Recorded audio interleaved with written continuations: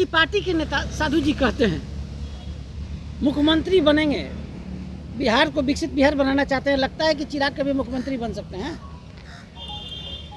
ये बागेश्वर बाबा है ना, जन्म कुंडली निकलवा ले बागेश्वर बाबा से, है ना। समझे कि मुख्यमंत्री बनेंगे कि नहीं बनेंगे, है ना।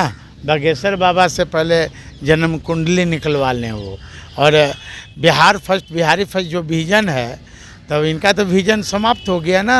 पहले लोकसभा में जीजा फर्स्ट, अब आयोग में एक बनाना होता था दूसरा जीजा फर्स्ट, है ना। और बिहार फर्स्ट, बिहारी फर्स्ट नहीं, पहले जीजा फर्स्ट और दूसरा आयोग में दूसरा जीजा फर्स्ट। नमस्कार, आप देखना शुरू कर चुके हैं कंट्री इनसाइड का डिजिटल प्लेटफॉर्म, और हमारे साथ एक ऐसी शख्सियत मौजूद हैं जिनका बिहार में बड़ा प्रभाव है, अपने समाज में भी और राष्ट्रीय जनता दल के कार्यकर्ताओं में भी। रामविलास पासवान जी के दामाद हैं, राष्ट्रीय जनता दल के नेता हैं, साधु पासवान हमारे साथ है। साधु जी, चिराग पासवान तो नीतीश कुमार को मुख्यमंत्री बनाने के लिए बड़ा दौरा कर रहे हैं, क्या कहेंगे? हमको लगता है कि ये कभी नहीं चाहते हैं कि नीतीश कुमार चुनाव भी जीते। चिराग नहीं चाहते हैं? कभी नहीं चाहते हैं, क्योंकि जिस तरह आपने उनका बयान को देखा होगा कि जब भी उड़न खटोला से दिल्ली से पटना आते थे, यही चिराग जी का बयान आता था कि नीतीश कुमार को मैं सबसे पहले जेल भेजूंगा। कई घोटालों के आरोपी भी बता रहे थे। और जिस तरह भारतीय जनता पार्टी के एक शीर्ष नेता और पूर्व गृह सचिव और मंत्री भी आर.के. सिंह जी का जिस तरह बयान आया है कि बिजली डिपार्टमेंट में 48,000 करोड़ का घोटाला है, तो इसका मतलब कि एनडीए में कुछ ठीक नहीं चल रहा है। एक दूसरे पर पोल खोलने पर ये लगे हुए हैं। चिराग चाहते हैं कि जेडीयू के नेता उम्मीदवार नहीं जीते, है ना। और बीजेपी अभी तक क्यों नहीं दूल्हा बनाई?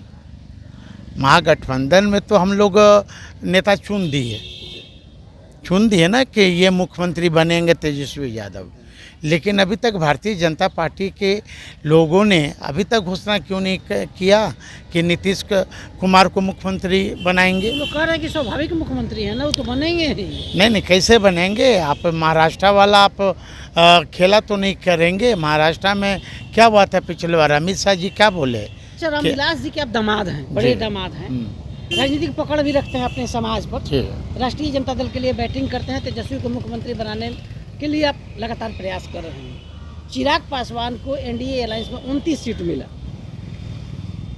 5-7 प्रत्याशी को छोड़ दिया जाए तो उनके पास पिछले चुनाव में चिराग पासवान 135 सीटों पर चुनाव लड़े थे, उनके 100 अपने जो प्रत्याशी थे उनको टिकट नहीं दिया, छोड़ दिया तेजस्वी ने 29 में। 5 से 7 लोगों को छोड़कर चिराग पासवान को प्रत्याशी नहीं मिला। किस आधार पर बीजेपी ने 29 सीट उनको दे दिया? क्या लगता है आपको? 29 सीट मिला, लेकिन उसमें बीजेपी के लोग कितने लोग हैं? 29 में 13 से 14 तो बीजेपी के उम्मीदवार है, तब फिर इन्हें कितना मिला? 13 से 14 बीजेपी के उम्मीदवार, बीजेपी का उम्मीदवार है ना। फिर बताइए ना कि फिर इनको कितना मिला? तो 14 मिला। 14 मिला, 14 तो खत्म ही हो गया। हाँ, अब 14 में भी कि ये इसमें नीतीश कुमार नहीं चाहते हैं कि चिराग के उम्मीदवार जीते, और ये भी नहीं चाहते हैं कि नीतीश कुमार का उम्मीदवार जीते। यहाँ खेला होना है, खेला फर्स्ट चरण और सेकंड चरण में एनडीए में आपसी गठबंधन टूटा हुआ है, एक दूसरे को लोग नीचा दिखाना चाह रहे हैं। साधु जी, अब जैसे जीतन मांझी का उम्मीदवार बोधगया में है, बैक से पीछे, पर्दे के पीछे से बहुत सारे उम्मीदवार। अभी तो मुकेश सहनी के भाई ने समर्थन कर दिया। बीजेपी एनडीए के लोग कह रहे हैं कि कनपट्टी पर आप लोग सटा के वापसी करा दिया। अब बीजेपी क्या बोलेगा भाई? बीजेपी मुद्दा की बात क्यों नहीं करता है? बीजेपी के डिक्शनरी में सिर्फ जंगल राज है क्या? हाँ, एक मोकामा में क्या हुआ, मोकामा में क्या हुआ, है ना। कई ऐसे है कि भारतीय जनता पार्टी की इस बार खाता खोलने वाले नहीं, उनके सहयोगी दल का। अच्छा, चिराग को आप भली भांति समझते हैं, आप तो राष्ट्रीय जनता दल के बड़े नेता हैं, बड़े दलित चेहरा हैं। चिराग ने एक प्रत्याशी दिया सीमा सिंह को, भोजपुरी हीरो फिल्म की एक्टर्स हैं, फेसबुक इंस्टा पे कई नाम उनके हैं। शेखपुरा में उनकी शादी हुई है, मुंबई से लाकर किस आधार पर मढ़ौरा से उनको प्रत्याशी बना दिया, क्या लगता है कहीं आरजेडी से और आपकी साजिश तो नहीं है? नहीं नहीं नहीं, ऐसा नहीं है, कोसों दूर है।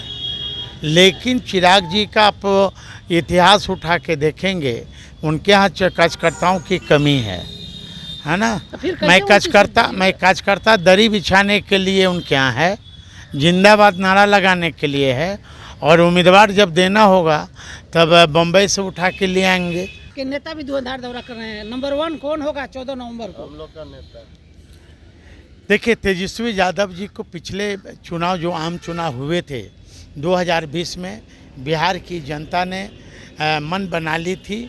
लेकिन पिछले बार आप देखेंगे एनडीए और महागठबंधन का वोट का आंकड़ा उठा के देखेंगे, मात्र 10,000 से हम लोग आगे पीछे रहें, और भी 50 हेलीकॉप्टर बीजेपी का घूम रहा था। लेकिन इस बार सभी जाति धर्म के लोगों ने तय कर लिया है कि अब की बार तेजस्वी सरकार, जिस तरह देश के चौकीदार ने पिछले बार बाइस्कोप दिखाने का काम किया पूरे बिहार की जनता को, कि 9 मन का बुला के देखो, दिल्ली का कुतुब मीनार देखो, हावड़ा के पुल देखो, हाँ 2 करोड़ नौकरी देखो, बिहार में युवाओं को पकौड़ा बेचते देखो, काला धन वापस आते देखो, बिहार का विशेष राज्य का दर्जा देखो, है ना। इसलिए नरेंद्र मोदी जी ने युवाओं को ठगने का काम किया। तो आपके साला भी तो उनको सहयोग कर रहे हैं, प्रधानमंत्री कहते हैं हम हनुमान हैं। ये भाई ये तो हनुमान है, तब हनुमान बन के रहिए ना। आज हनुमान जी का पिता का मूर्ति बीजेपी ने तोड़ दिया, बाबा साहब अम्बेडकर का मूर्ति फेंक दिया बीजेपी के लोगों ने। और हनुमान जी खुद बोल रहे थे कि उस बीजेपी का नेता का नाम बताऊंगा, तो ये चिराग जी तो अपना गिरवी रख दिए हैं बीजेपी और देश के चंगुल में फंस गए हैं। अपने पिता का जमीर बेचने का काम किया। बिहार की जनता सब जान गई है कि जो दलित खासकर जान गए, खासकर पासवान समाज के लोग, कि चिराग जी हमारा रक्षक नहीं हमारा भक्षक है। जो व्यक्ति ये कहता हो कि संपन्न दलित आरक्षण छोड़ दो, उस पर बिहार के पासवान भरोसा क्यों रखेगा। तो बड़ी बात साधु पासवान ने चिराग पासवान पर कह दी है, और मुख्यमंत्री बनने के सवाल पर कह दिया कि बागेश्वर बाबा से अपनी जन्म कुंडली दिखा ले। साथ ही तेजस्वी यादव का बचाव करते हुए कह दिया कि 14 नवंबर को तेजस्वी बिहार का मुख्यमंत्री बनेंगे, चिराग का कोई चांस नहीं है, नो चांस। हमारे सहयोगी धर्मेंद्र के साथ कौशलेंद्र, पटना से।